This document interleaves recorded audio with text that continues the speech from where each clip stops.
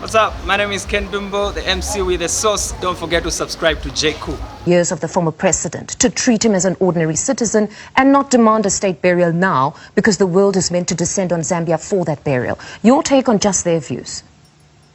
Thank you very much. Quite a packed initial statements that you made there. So allow me to just break that down into little bits that we can all digest. First of all, I'll not want to go into very specific detail as to the mode of arrival and so on and so forth, because quite clearly, in my view, that would be disrespectful of the situation we find ourselves in. Suffice to say, from a headlines perspective, that with regard to the issue of the withdrawal of benefits, we need to put this into its factual context. It's very important that we do so.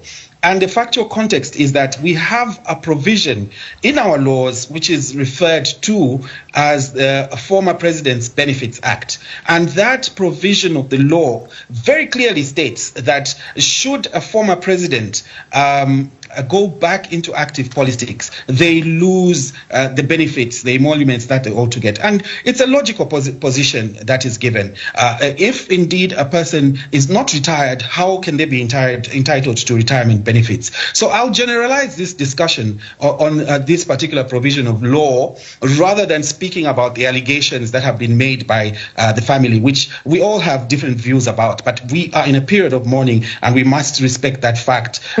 Let's give a general perspective. Former President Rupia Banda, who is also deceased and was buried at Embassy Park with full military honors, was equally stripped of the benefit by the previous regime, the previous government, that is the government of the Patriotic Front. And this happened, you can fact check this if you wish, on 19th December 2011. And I would like to read what was said by the then Minister of Information, Mr. Given Lubinda, who is Vice President or Acting President, as it were, of the Patriotic Front as we speak now. And please allow me this indulgence. I'll quote from a media statement that was made at the time. Speaking in respect of former President Rupia Banda, the MMD cannot have it both ways. So immediately they announced that he is their president, cabinet office, and the Minister of Finance must take note, and forthwith the calculation of his emoluments is frozen. This was the case with former Presidents Chiluba and Kenneth Kaunda. Dr. Kaunda was denied his benefits for the whole time he remained in active politics. So what is so special about President Banda? End of quote. This was Given Luinda that was speaking as long ago as 2011. What is the point that I'm making? We have a provision of law that kicks in when a former president decides to return to active politics, and it is on that basis that the emoluments are suspended until such time that the former president returns to retirement. And you will also note that in respect of the medical can I perhaps just interject there on the aspects of the law? Because we do remember that the Constitutional Court had barred him from essentially entering active politics in that respect, that he couldn't contest. So you're saying that in as much as the Court ruled that he couldn't contest, it was still viewed that he had entered active politics yet again, and that's why still the benefits had to be stripped, that it was immaterial, that he cannot contest per se.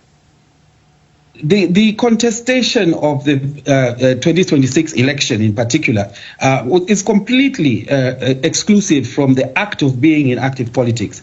As you will be aware, being in active politics entails undertaking different activities that are politically related. It doesn't necessarily mean that it can only result in the individual that is involved in active politics contesting in an election. So those are completely separate matters.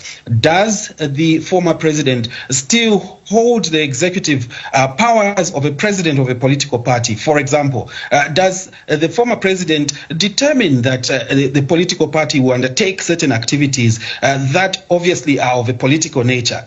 I think those are the questions that are asked, and there is a provision within the law that determines what active politics is. But if you just take the 2011 precedent that was set by the Patriotic Front, it merely acted on the fact that the MMD had announced that the former President Rupiah Banda was its president, and so those provisions of the law will kick in. But again, we have to be very circumspect about how we discuss these matters, because in my understanding and in the understanding of government, ours should be a focus on the situation that we have to deal with currently.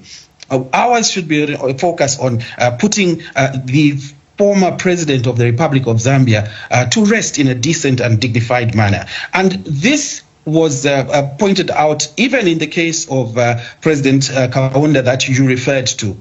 In that particular instance, the family actually went so far as to go to court and seek the court's interpretation within Zambia on whether or not they can their own preference as a family regarding his burial arrangements would prevail. And this was in the case, it's a reported case in Zambia. And by the way, case law is precedent and case law have the force of law in Zambia. It is the case of the people versus Secretary to the Cabinet, ex parte Kaweche Kaunda, in which, in a nutshell, the court in Zambia, the High Court, determined that the remains of former President Kaunda belonged to the state, and therefore the overriding public interest was of relevance, and he was buried at Embassy Park, contrary to the wishes of the family. And now, Minister, it's not lost on many that there must be a balance between family interests and the interests of the nation, given the role that he took up as president.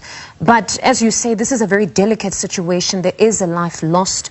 The family is mourning currently. So, and we understand that the relationship or the environment remains to a certain extent quite hostile. What attempts were made to engage the family before heading to court, though? Oh, yes. As you'll be aware, the family and the government were in a consultative process for several days before the decision to go to court was made. Now, right up to the very eve of the intended burial date, which was Wednesday, there were attempts to continue with this consultative process. And some of those attempts were being assisted by the South African government as well, in an effort to find common ground between the family and the government. And so the decision to go to court was, of course, informed also by the fact that in any given situation where you have a stalemate on a matter of significant importance like this, sometimes it is necessary to go to a third party, an arbiter that can then determine where the balance of convenience should lie. And this is really what informed the decision.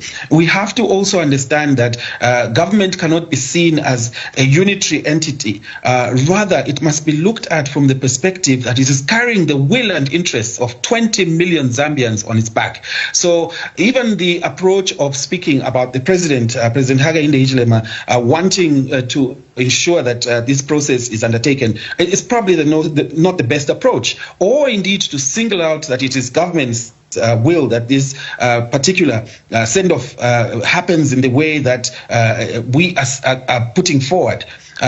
Should not be the case. We should look at the interests of the 20 million Zambians that would want to see their former president put to rest in the similar manner that his brothers that passed on before him have been put to rest. Now, there's another element that is unique about this matter, Minister, that it's playing out in South Africa now.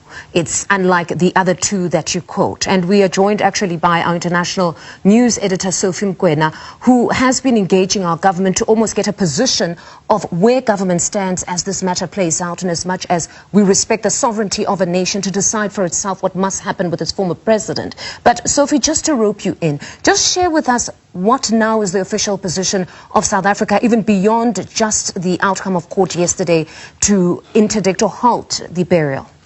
Let me know what you think about this video. Thanks for tuning in to JQ News. Don't forget to like, share and subscribe for the latest updates on tech, politics and everything in between. Until next time, stay cool.